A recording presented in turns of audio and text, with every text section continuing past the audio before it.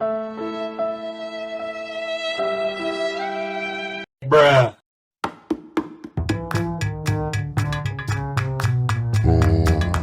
പൊക്കി എനിക്ക് ഉഫ്. പൊക്കി എന്തു പറ്റി? എനിക്കറിയില്ല, ഞാൻ എന്തോ കണ്ട്, എന്തോ ഭയങ്കര ടോർച്ചറസ് ആയിരുന്നു.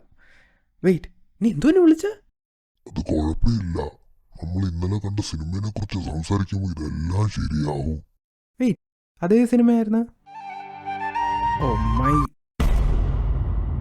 I mean my friend. ഇതുപോലത്തെ സിനിമയ്ക്കൊക്കെ നമ്മൾ കുറച്ചും കൂടി ഡീറ്റെയിൽ ആയിട്ട് ചെയ്യണ്ടേ, കുറച്ചും കൂടി സമയം എടുത്ത് അത്ര അനലൈസ് ചെയ്യാനില്ലേ? Bruh. പിന്നെ ഏത് സിനിമ റിവ്യൂ ചെയ്യാനാ?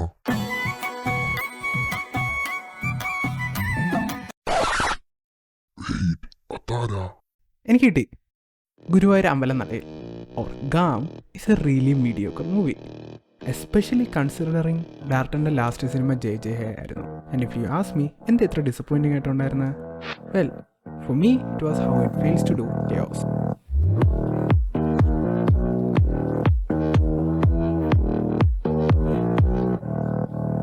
സോ chaos എന്താണ് chaos? ഒരു പാമ്പിനെ കാണുമ്പോൾ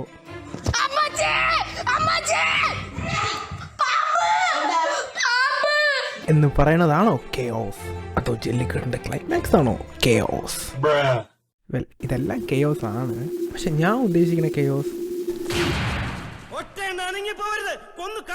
ഞാൻ മാത്തത്തിന്റെ അടുത്ത് കളിച്ചവരൊന്നും ഇതുവരെ കളി ജയിച്ചു പോയിട്ടില്ല.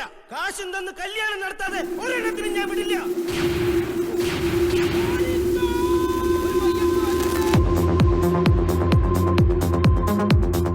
ഇത് സിമ്പിളാണ്.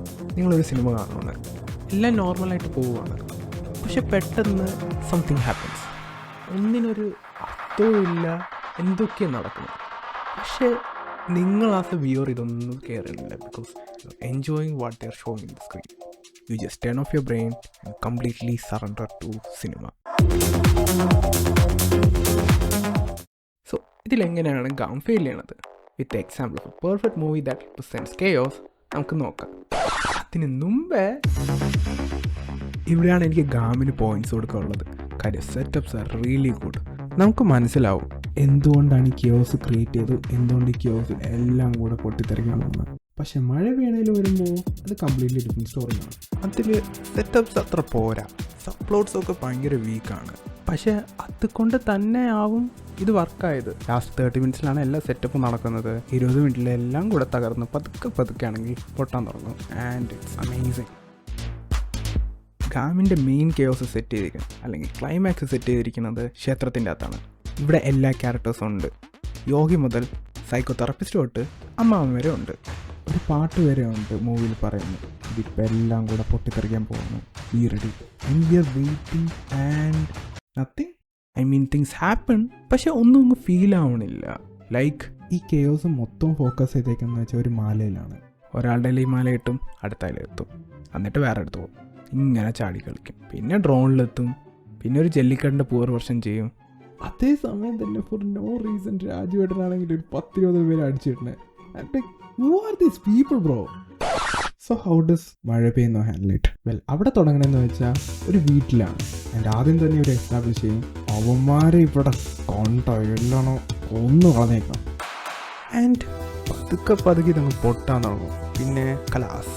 ഇതേ സമയം തന്നെ അവിടെ പോലീസും വരും, വിച്ച് ഈസ് ഹൈലി അൺലൈക്ലി. പക്ഷെ ഇവിടെ വന്നല്ലോ, അൺലൈക്ക് വേറൊരു സിറ്റുവേഷൻ വേറെ അവർ കാണണമായിരുന്നു. Bruh. എല്ലാം അങ്ങ് പൊട്ടും. ഒരാൾ അങ്ങോട്ട് ഗ്രിനേഡ് ഇടും, അപ്പുറത്തോട്ട് ഇടും. ആരെ അടിക്കണമെന്ന് പോലും മനസ്സിലാവില്ല കുറച്ച് കഴിയുമ്പോൾ.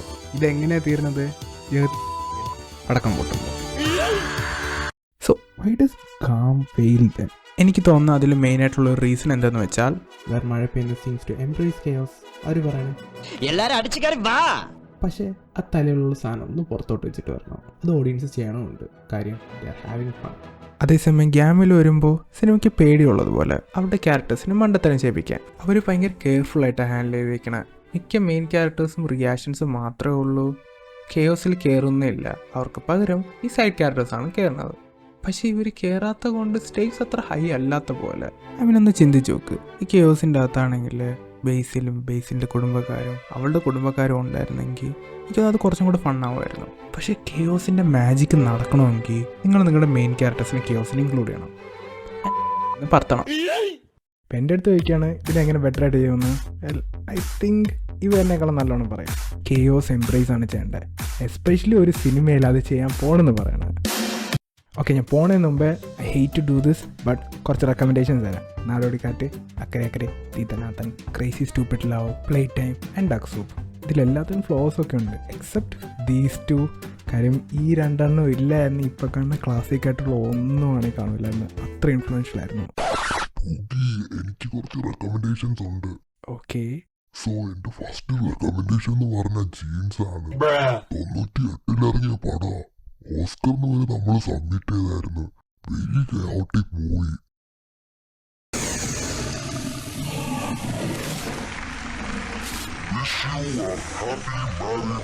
Bruh. ഇതൊരു കോമഡി അല്ലേ പുക്കി ഇങ്ങനെ ചെയ്യണത്? ഞാൻ ഒരു ജോക്കാണ് അതിന്റെ വീഡിയോക്ക് വേണ്ടിയുള്ളത്. വാട്ട്? നോ. നീ ഇങ്ങനെ കഴിഞ്ഞതിനെ കുറിച്ചൊക്കെ പറഞ്ഞിട്ട് ഇതുപോലത്തെ ഊമ്പിത്തരമാണല്ലോ കാണിക്കണത്. കമ്മൂൺ, അതൊരു ജോക്കല്ലായിരുന്നോ? പുക്കി നിനക്കൊരു കോമഡി ആയിട്ടുള്ള സംഭവം കേൾക്കണോ? എന്ത്? ഇനി മുതൽ ചിലപ്പോ നീ മറന്നുപോയ കുറച്ച് കാര്യങ്ങൾ ഓർക്കും. കേട്ടോ Roni? Wait. Oh, no, please, no.